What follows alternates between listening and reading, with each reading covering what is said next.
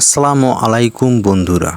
আমাদের বাড়ির কাছে আমার এক ছোট ভাই রেদওয়ানুল ইসলাম হৃদয়, সে একজন শিক্ষিত টকবগে তরুণ যুবক।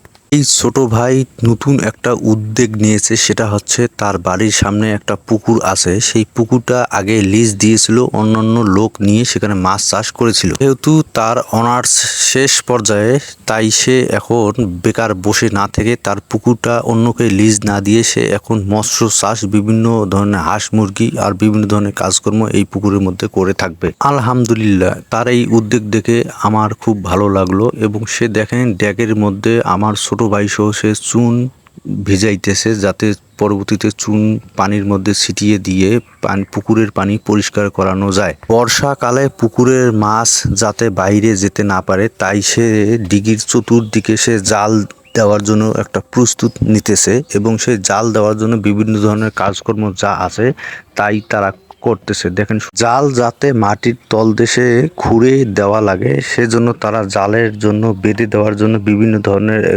খুঁটি তৈরি করতেছে ছোট ছোট করে, যাতে জাল এই খুঁটির সঙ্গে বেঁধে দেওয়া যায়। আমরা যারা এরকম তকবকে শিক্ষিত তরুণ বেকার যুবক আছি, যাদের যে সম্পদ আছে সেই সম্পদ আমরা কাজে লাগিয়ে বিভিন্ন উদ্যোক্তা এবং বিভিন্ন ধরনের কাজকর্ম আমরা করে সফলতা অর্জন করতে পারি ইনশাআল্লাহ। তো আল্লাহ তাআলা আমাদের একদিন এই সফলতার মুখ উজ্জ্বল করবেই। আর এই কাজের পেছনের মূল দিক নির্দেশনা হচ্ছে আমার ছোট ভাই মোহাম্মদ আবু সুফিয়ান। রেদওয়ানুল ইসলাম হৃদয়ের এই জালের ঘেরটা সুন্দরভাবে সাজিয়ে গুছিয়ে দেওয়ার জন্য এই সুফিয়ান সুন্দরভাবে নিরলস পরিশ্রম করে তার এই জালের ঘেরটা যেন সুন্দরভাবে সাজিয়ে গুছিয়ে দেওয়া যায়, তার এই জন্য কঠোর পরিশ্রম করতেছে ইনশাআল্লাহ।